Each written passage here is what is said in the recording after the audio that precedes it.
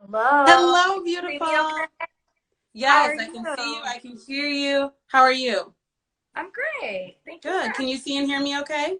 Yeah, I can hear you great. Awesome. Awesome. All right. Well, first of all, thank you so much for doing this interview with us today. We really, really appreciate it. I hope you're having a great day. I am. Thank you. I hope Uh, you are too. And I hope Thank you. everybody else is too. Yes, for those of you who are joining, I'm interviewing the beautiful Rachel Lindsay today, Bachelorette, entrepreneur, media host, podcast host, TV personality, you name it, she does it. So thank you, thank you. So let's get right into it, girl. I'm Of super course. excited for this interview. Me Um, too. Let's Good, go. good. That's what I love to hear. Your fans are going crazy in the comments. I love to see it. So let's get into Bachelorette, right? So first of all, I just want to say, and you know this, right? We had 12 seasons of The Bachelorette prior to you, and your season, you made history as the first African American Bachelorette. So congratulations on that. Thank Now, you. knowing that you made history, you did something so great. Did you face any challenges at all when filming season 13 of the show? I would say more so going in than Okay, actually filming. Filming wasn't bad at all. I feel like good. they me. I mean, except for that one part where an ex-girlfriend came up. That was a little much for me. Right, I right. remember being so embarrassed and thinking, oh my God, I'm going to lose my job because of this. But other than that, filming was fine. Going in, though, was obviously a lot because I was coming in with knowing that I was going to be the first Black lead the entire franchise had. And so I just knew that there was going to be a lot of pressure, a lot of questions, just a lot of trying to figure out how do we navigate her season, which I would tell them it shouldn't have to be that different other than let's have some diversity in the season, Yeah. which I will say they were very open to. They wanted to do that as well. And really asked me a lot of questions as far as how to display the show Yeah, and yeah, what type of men to have on the show. yeah. And I know that you've talked about in past interviews kind of like that tokenism, but we've heard that you may be passing the torch. Can you talk a little bit about that? I mean, I'm still waiting on the franchise to make this official. They haven't said anything, but at this point, it's like where there's smoke, there's fire. There's so many rumors. Let's just call it what it is. I put up a post. I'm like, listen, I'm going to own it. I'm just going to put it Right, out. Let's right. hope this is the real deal. I'm obviously excited for Tayshia. I think, as color aside, she'd be a fantastic bachelorette. I remember when she was on Colton season, people were rooting for her and they thought that she would be a great lead and were Mm-hmm. confused as to why she didn't get it. But it doesn't matter. That's neither here or there because now we're here and she's rumored to be the next bachelorette. And I am like, this is what I've been like preaching for. And I know people are like, okay, Rachel, shut up, like be quiet. But it's like, I'm never going to stop fighting for inclusion. And to see that Tayshia's possibly the bachelorette and then Matt James is going to be the bachelor, I think it's a beautiful thing. Yeah. And I think that it's reflective of what the world looks like, what the audience looks like. And I'm hoping that it draws in a more diverse audience. So, and then all that aside, that means Tayshia gets her shot at love. Like Exactly. let's not forget that Tayshia has an opportunity. She tried on The Bachelor. She tried on Bachelor in Paradise. Now she's in the driver's seat. She's taking the lead, and she gets to pick who she wants. So it's an opportunity for our girl not just to shine as just a great person, but to shine as far as finding love for herself. Exactly. And speaking of finding love, I know that you did find yours in your season, Bryan. At what point in the show, like for you personally, did you know like this is my person? Um, for me, I'll definitely say I didn't know like when he walked first out the limousine. I didn't know immediately either. Like it was probably on the latter half. I always say Switzerland was a defining moment for us in our relationship. Okay. So week 7, right before hometowns, and it was just kind of like, okay, I know what I need to do. I just gotta see how this hometown goes at the same time. Yeah. But I Bryan was very consistent. It was me who needed to figure things out and let other relationships play out before I was like, okay, because I didn't want to have any regrets. Of I like, course. like what's rumored going on right now. It's like I need to see these relationships through so I'm never questioning anything. For Like sure. we can do it that way. Yeah. That's what Um, it's all about. So you did it yeah, right. You found your yeah, person, and that's what matters. So that is awesome. Now, I have to ask on a lighter note, how is it being with a chiropractor? That's got to be the coolest thing ever. All right, so I'm probably the worst person ever to be with a chiropractor because it scares me. I have a fear of hearing like my bones pop. So he's adjusted me a few times. I've gotten better, but I'm in literal tears every Oh my time I go to the gosh. table because I'm so scared. But I'm actually having like really extreme back pain as of late, just from something I injured myself working out. And so it's been great because he's been giving me treatment. So that's been amazing. And Yeah, then you I'm don't like, have to don't leave come the house. massaging? Yeah, come on over here and massage me. And That's what I'm thinking. I didn't even think about the intense part. Instantly I thought about like, oh my gosh, she can get a massage whenever she wants. Or legit massage will last more than 5 minutes. Like she's in heaven. That's great. That's great. That's awesome. Now switching gears a little bit. I know, Rachel, that you are in your podcast bag. So I don't even know where to start because I love all the work that you do. Let's just get into the after hours, the happy hour. So to go from being a contestant of The Bachelor to being Bachelorette, and then everything coming full circle, and now you're doing the happy hour podcast. How does that feel for you? Happy Hour podcast is great. When they called me and they said, "Are you interested in doing a podcast?" I thought, "Are you kidding?" Because I've been so outspoken and unfiltered, I was shocked that because it's not necessarily the franchise, it's Warner Brothers Telepictures. Okay. So I was like, "Are y'all sure that y'all want to give me a podcast?" Right. Realize what I bring to the table, and I think for them, it's like, well, that's what we like. You know, Mm-hmm. You're not going to say what people want to necessarily hear. You're not going to give the cookie cutter answer. And I think the reason I love I would say I think, and I really mean I know. Right. I love podcasting because it is such a free space. And unlike radio, where you're capped in how long you can talk and you're bombarded with commercials and advertisements, podcast doesn't have that. TV, same thing. I'm not talking in 3 to 4 increments. I'm talking at great lengths, which means you can have this open dialogue. You can have these thoughts and these elongated thoughts and really hash out your thinking. And I think that's what's so great. Hate it or love it, it brings up interesting conversation. And I think that that's what podcasting is about. And I think sometimes people get upset because there's so many opinions, at least with Bachelor Happy Hour. There's so many opinions that come out that aren't always what you want to hear. But I think that the beauty of podcasting, you have to understand what it's about. It's not just about recapping and reading something. It's about having a hot take and then explaining that hot take. And I want you to disagree with me. That's what makes it great. Exactly. And I love what you said in the beginning of that about being outspoken. I think that's one of the things that people love about you, and you can tell that it's very genuine. Even like just scrolling through your Instagram page, you're a very opinionated person. And I noticed that like you use your platform to educate and inform people about things that are going on in the world, which is amazing. It's like, in my opinion, like the best way you can use a platform. So there's a reason they picked you, girl. You got to keep things spicy, and you totally do that. So they might have bit off more than they could chew with me, but I think at the end of the day, it works. Yeah, it works super well. Now getting into higher learning, because again, super outspoken. Like you guys do not hold anything back, which is what I love about your podcast with Van. How did that opportunity arise? Like how did you and Van get in a room and he's like, or maybe not in a room because pandemic, I don't know. And he decided like, hey, I think we should do this podcast together. Tell me what that process looked like.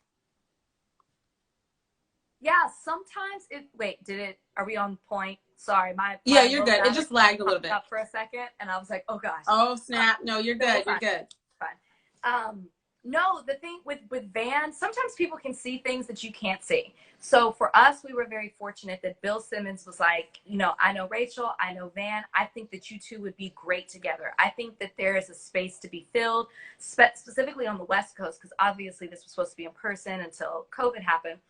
And so we just like sat down and would just powwow, just talk, and really to see if like we had this chemistry and this connection and, where we aligned on certain things. And we disagree a lot, which I also think makes a great dynamic for the podcast as well. Like we have a lot of fun, but then we also have 2 different perspectives just of how we grew up and how just our thought process on things. And I think that that's interesting because when you tap into our podcast, you're going to get a variety not just of topics, but also like a range of different perspectives, because we Yeah, are for sure.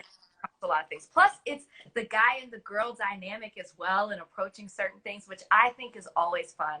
So to answer your question, though, it was Bill Simmons who really put us together, but this was months ago. A lot of people think that we created this podcast in response to Black Lives Matter and the movement. It's just the timing of when the podcast was released. We've been working on this for a while, but I'm very happy at the timing of it, because some of the things that we talk about, we have a very diverse audience, and I've been fortunate to bring a lot of Bachelor people over to it. And I think people are more open and receptive to hear what we have to say, because we have their undivided attention. So the timing is just like God's blessing.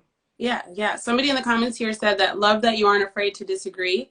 I completely agree with that. I think a lot of times with anything entertainment, anything in the entertainment world, like you said, sometimes people are looking for those cookie cutter answers and those go with the flow. And you guys have like a legitimate, genuine dynamic and connection that works when you guys still have opposing views, which we absolutely love. So yes, it's perfect. Yeah. Now in your most recent episode, in discussion about Azealia Banks, you said, and I quote, and I think this brings light to a bigger issue that's happening in the pandemic, what seems to not be talked about as much as mental health. I think hospitals need to embrace the coming wave of mental health. We weren't meant to live like this.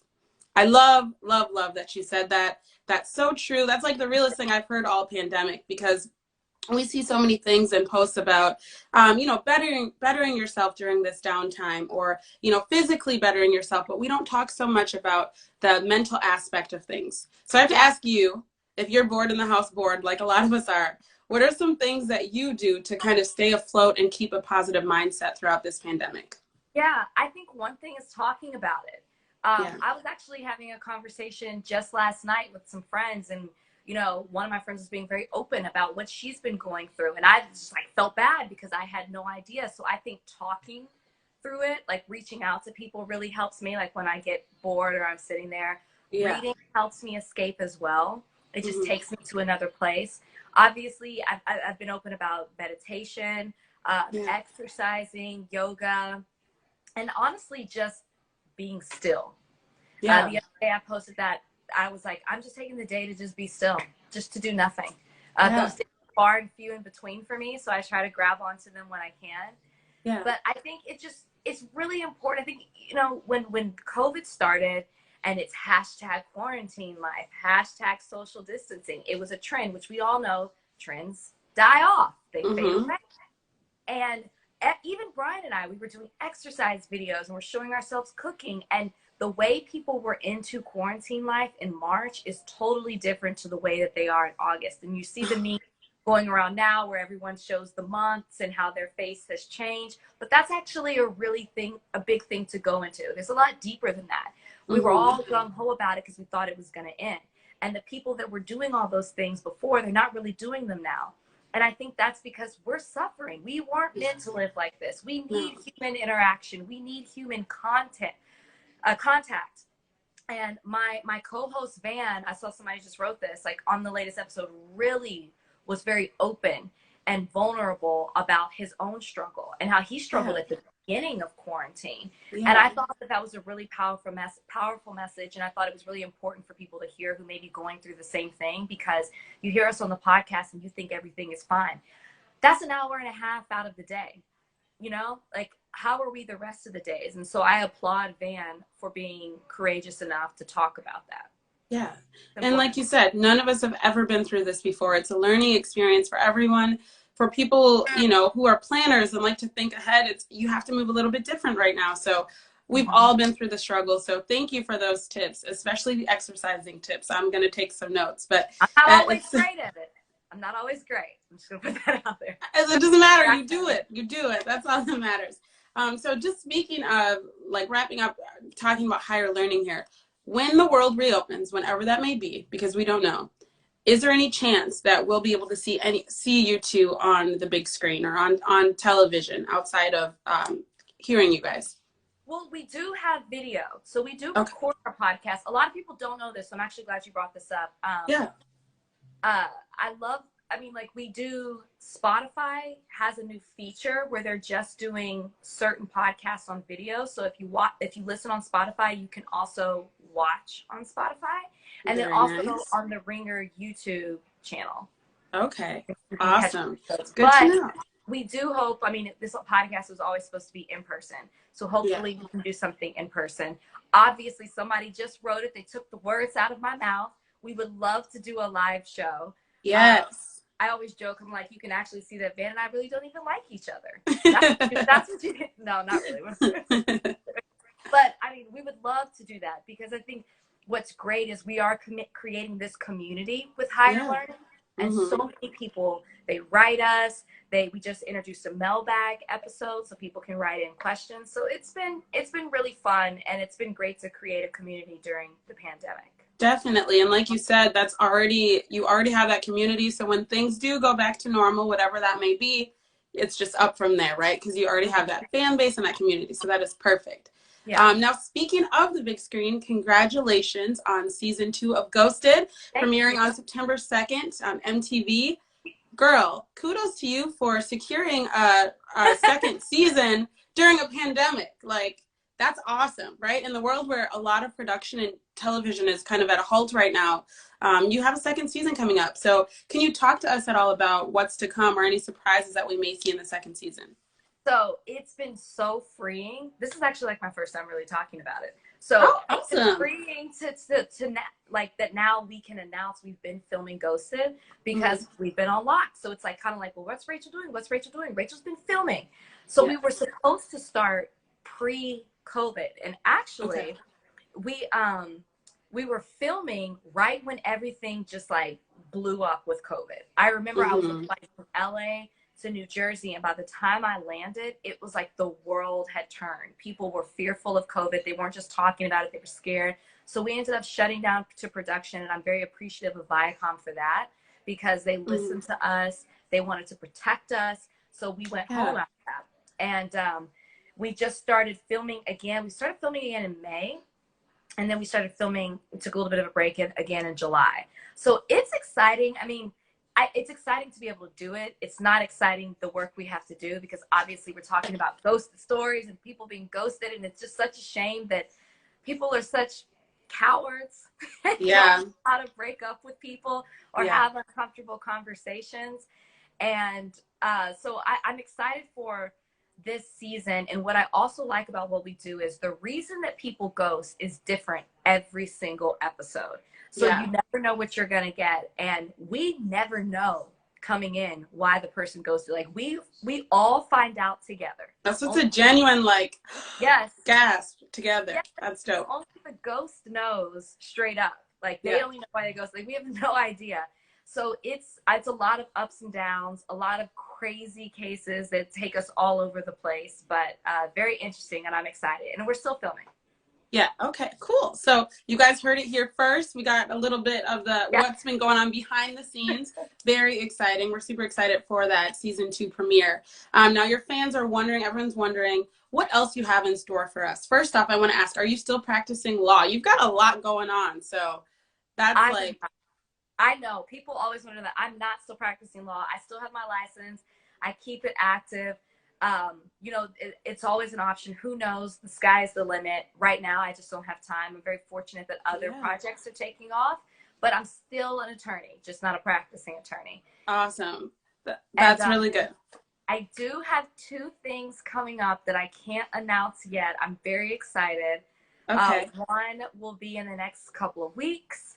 Okay. And the other one, I'm not sure when I'll be able to say that, but I'm working on things. So you heard it here first. Shakira 2 times reporting live. She's got some things in the works. Just be patient, and we'll learn about them very, very soon. I don't know how I have time to fit all these. I truly don't. I'm on fumes. So I love what you said about just taking a day to be still. You need that because although it's quarantine, you're still, you know, getting to it. You still have so many different things that your hands are in. So we applaud you for that. You are a hard worker. Thank you. And I feel, you know, I lost so many opportunities when COVID started, and you know, we never know what's going to happen. That if nothing else, that's what COVID has taught us. Like things can change in a second. Mm-hmm. And I just want to, and I would encourage everybody, like, take advantage of every opportunity that you get. Absolutely. Absolutely. They told me a long time ago when I was entering this industry, they were like, say yes to everything, because then you'll know what you're good at, what you're not. You'll prove yourself as a hard worker and that you're not too good for anything. I'd say yes to things. I'd fly myself out for free just to be seen, to build a reel up. I was told so many no's. People don't know that. I should write about that. You should. You definitely should. Right. And you're preaching. That's so important, because a lot of times, especially in the age that we live in with social media, we just see the wins, right? People don't always see what it takes to get to where you are. So thank you for that advice. I love it. The people in the comments are loving it. So thank you for that. Thanks, guys. Yeah. Well, congratulations so much, Rachel, to you and all of your accomplishments. We're super excited for everything that you have in store, especially those 2 surprise projects that hopefully we can learn about very, very soon. Do you have any last words at all for your viewers? Well, thank you so much for this opportunity. You know, I always appreciate some Black girl magic. Yes, ma'am. I would just say the Democratic National Convention is going to be August 17th through the 20th. It is going to be virtual. I encourage you to watch. They have so many great speakers lined up, and it's just a good way for you to not get false information and to be educated on what's happening. Also, piggybacking on that, I have to encourage you to vote. The deadlines are coming up very, very soon. It is so important. This is a historic election. We just had a historic announcement a couple of days ago. And I just, if you're registered to vote, make sure that you're registering somebody else. Make sure that you're spreading the word out there. It's just so important. And that's it. That's all I have to say. Thank you so much, Queen. That is very true. It's crucial to vote. Thank you so much for your time today. Congrats on all your accomplishments again, and I hope you have a good rest of your day. Thank you so much. You have a great day, and you guys have a great day out there too. Thank you, Rachel. Bye. Where is the buzz? Oh, Where is the buzz? You said was mine.